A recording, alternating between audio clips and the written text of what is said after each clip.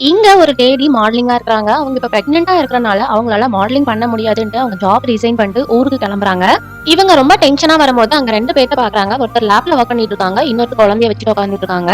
அங்க அந்த குழந்தை அழுந்துகிட்டே இருக்குது. ஃபீடிங் பாட்டிலும் கீழ விழுந்திருக்கு. இவங்க அத எடுத்து குடுக்காம அங்கிருந்து கிளம்பி போயிடுறாங்க டென்ஷனா. அங்க கிளீன் பண்ணிட்டு இருக்கிற ஒரு அம்மா வந்து, "நீங்க இருங்கம்மா, நானே பால் பாட்டில எடுத்து குடுக்குறேன்னு" எடுத்துட்டு வந்து குடுக்குறாங்க. குடுத்துட்டு குழந்தை ரொம்ப நேரமா அழுந்துட்டு இருக்குது. குழந்தையோட கால மசாஜ் பண்ணி விடுங்கன்னு சொல்றாங்க. என் குழந்தை இந்த மாரி அழுந்துச்சுன்னா நான் அப்படிதான் செய்வேன். அவன் தூங்கிருவான்னு சொல்றாங்க. "உனக்கு எத்தன குழந்தைன்னு கேக்குறாங்க?" எனக்கு 3 குழந்தைங்கன்னு இந்த அம்மா சொல்றாங்க. 3 குழந்தைங்கள வச்சுக்கிட்டு நீ எப்படி வேலைக்கு வந்து மேனேஜ் பண்றேன்னு அந்த அம்மா கேக்குறாங்க. அதுக்கு இவங்க, "இதுல என்னம்மா கஷ்டம் இருக்கு? 10 மணி நேரம் வேலை பார்த்துட்டு அதுக்கப்புறம் போயிட்டு என் குழந்தை கூட சந்தோஷமா இருப்பேன்னு" சிரிச்சுக்கிட்டே சொல்லிட்டு இருக்காங்க. உடனே அந்த லேப்ல வேலை செஞ்சுட்டு இருக்கிறவங்க இந்த கிளீன் பண்ற அம்மா கிட்ட, "நீ இங்கேயும் வேலை செய்யற, உன் வீட்லயும் போய் வேலை செய்யணும், உன்னோட சந்தோஷத்தையே இழந்துட்டேன்னு" சொல்றாங்க.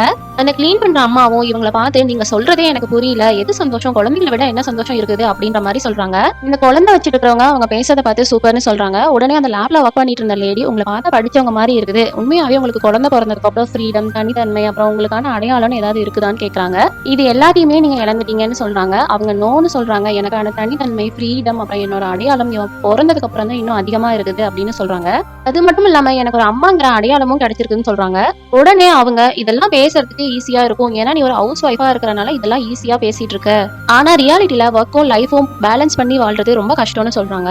ஆமா, ரியாலிட்டில இது ரொம்ப ஈஸி கிடையாது. சுட்டித்தனமா இருக்கிற குழந்தைய பார்த்துக்கிட்டு என்டையர் டிஸ்ட்ரிக்டோட லா அண்ட் ஆர்டரையுமே மெயின்டைன் பண்றது ரொம்ப பெரிய விஷயம்னு சொல்றாங்க. அங்க இருக்கிறவங்க எல்லாம் இவங்க பேசுறத பார்த்துட்டு ரொம்ப ஷாக் ஆயிட்டாங்க. அவங்களோட அசிஸ்டன்ட்டும் அங்க வந்துட்டு, "கார் வந்துச்சு மேம், வாங்க போலாம்னு" சொல்றாங்க. அங்க இருக்கிற பொண்ணு இவங்க கிட்ட வந்து, "மேம் நீங்கன்னு" கேக்குறாங்க. "நான் சப் இன்ஸ்பெக்டர் ஆஃப் போலீஸ் ஜான்சின்னு" சொல்றாங்க. பிரெக்னன்சி டைம்ல மாடலிங் பண்ண முடியாதுன்னு நினைச்ச அந்த பொண்ணு இவங்கள ஒரு ரோல் மாடலா எடுத்துக்கிட்டு 6 மந்த்ஸ்க்கு அப்புறம் மாடலிங் ஆயிடுறாங்க.